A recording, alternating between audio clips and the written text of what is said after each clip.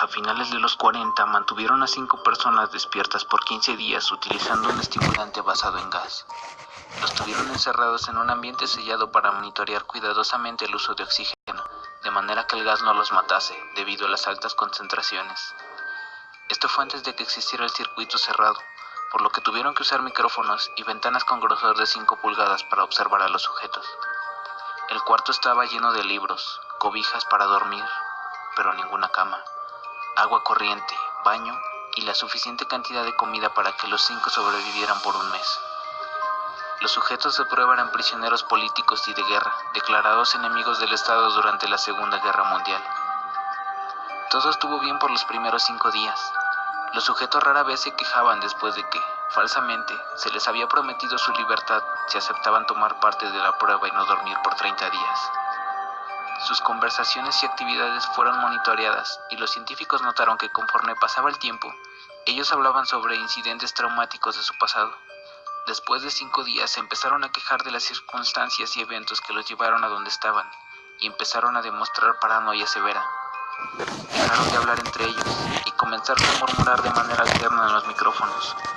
De manera extraña, todos parecían creer que podían ganar la confianza de sus captores y traicionaban a sus camaradas. En un principio se creyó que esto era un efecto del gas. Después de 9 días, el primero de ellos empezó a gritar. Corría por todo el cuarto gritando repetidamente por 3 horas seguidas. Después, trató de continuar gritando, pero solo podía dar un grito ocasional. Los científicos postularon que físicamente se había destrozado las cuerdas vocales.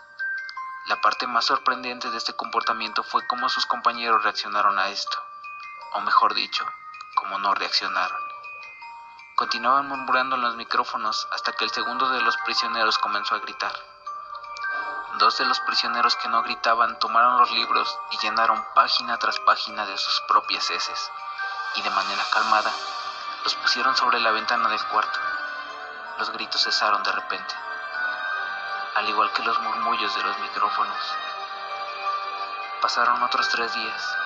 Los investigadores checaban los micrófonos constantemente para asegurarse de que trabajaban, porque creían que era imposible no escuchar sonidos con 5 personas dentro. El consumo de oxígeno indicaba que los 5 debían seguir vivos. De hecho, el consumo de oxígeno era necesario para 5 personas que hacían ejercicio extenuante. En la mañana del 14º día, los investigadores hicieron algo que no debían hacer para llamar la atención de los prisioneros. Utilizaron el intercom dentro del cuarto, esperando provocar respuestas de los prisioneros, pues temían que estuviesen muertos o en estado vegetal. Anunciaron: abriremos el cuarto para probar los micrófonos. Aléjense de las puertas y acuéstense con las manos atrás en el piso o se les disparará. Se le otorgará la libertad a uno de ustedes si obedecen. Para su sorpresa, escucharon solo una frase, con voz calmada: no queremos ser liberados. Hubo gran debate entre los investigadores y fuerzas militares que financiaban el proyecto.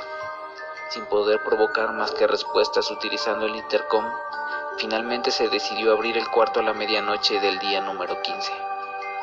Se limpió el gas del cuarto y se llenó de aire fresco. Inmediatamente, voces de los micrófonos empezaron a objetar. 3 voces diferentes rogaban por la vida de sus seres queridos que encendieran el gas nuevamente.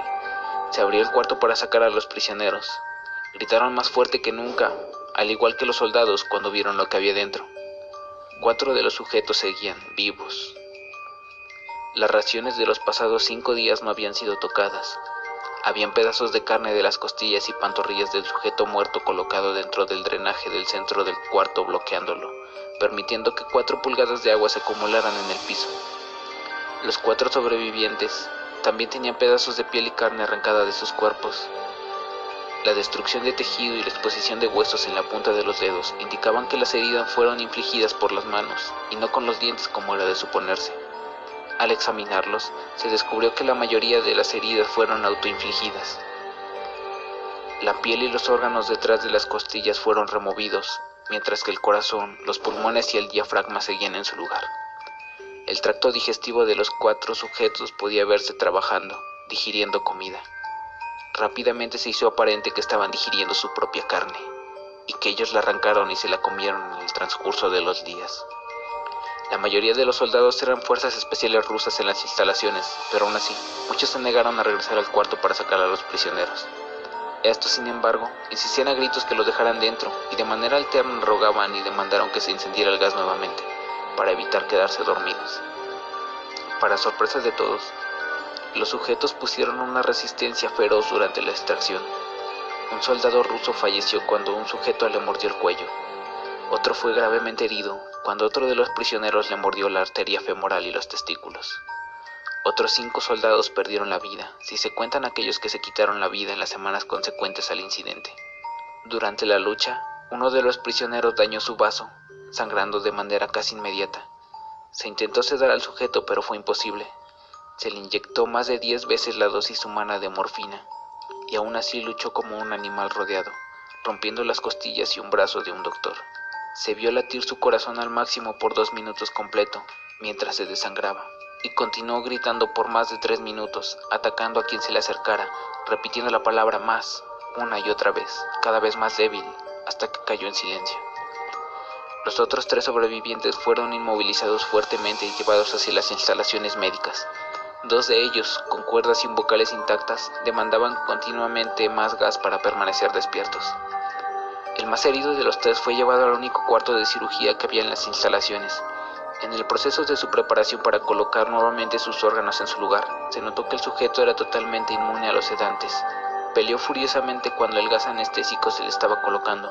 Se necesitó un poco más de anestesia de la normal para sedarlo, pero al momento que sus ojos se cerraron, su corazón se detuvo. En la autopsia, se encontró que en su sangre había 3 veces la cantidad normal de oxígeno. También se rompió 9 huesos en la lucha para no ser controlado. El segundo sobreviviente era el que primero gritó del grupo. Con sus cuerdas vocales destruidas, él no pudo objetar la cirugía, y solo reaccionaba agitando violentamente la cabeza en desacuerdo cuando se le administraba el gas anestésico.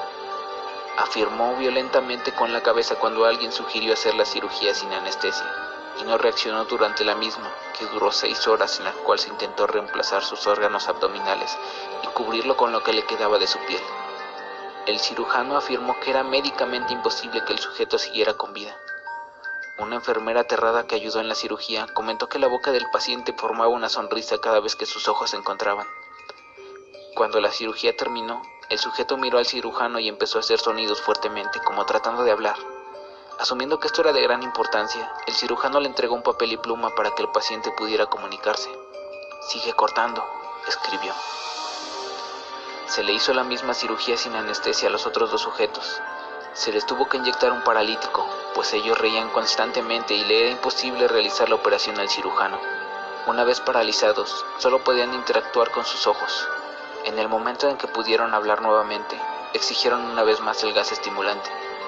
Los investigadores trataron de averiguar por qué se lastimaron de esa forma a sí mismos y por qué querían el gas nuevamente. La única respuesta fue: «Debo permanecer despierto». Se reforzó a los 3 sujetos y los devolvieron al cuarto para esperar su destino.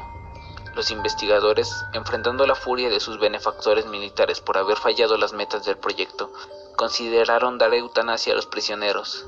El comandante, un ex KGB, vio potencial en el proyecto y en su lugar decidió ver qué pasaría si ponían el gas nuevamente. Los científicos se negaron rotundamente, pero al final tuvieron que aceptar. En preparación para ser sellados nuevamente en el cuarto, los prisioneros fueron conectados a un monitor EEG. Para sorpresa de todos, los 3 dejaron de pelear en el momento en que se dieron cuenta que los regresarían al gas. En este momento era obvio que los 3 estaban haciendo un gran esfuerzo por mantenerse despiertos. Uno de los prisioneros estaba murmurando una canción. El sujeto mudo peleaba con las ataduras de su piel como si tratara de enfocarse en algo. El último sujeto mantenía su cabeza en la almohada y parpadeaba rápidamente. Siendo este el primero al que se le puso el EEG, la mayoría de los investigadores monitoreaban sus ondas cerebrales con sorpresa. Eran normales la mayor parte del tiempo, aunque algunas veces aparecía una línea recta de manera inexplicable. Parecía que repetidamente sufría de muerte cerebral. Mientras analizaban los datos, una enfermera notó que los ojos del sujeto se cerraron.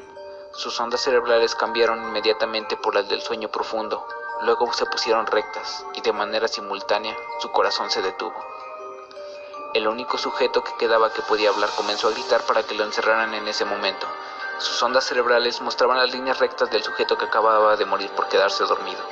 El comandante dio la orden de sellar el cuarto con los 2 prisioneros dentro, junto con 3 de los científicos.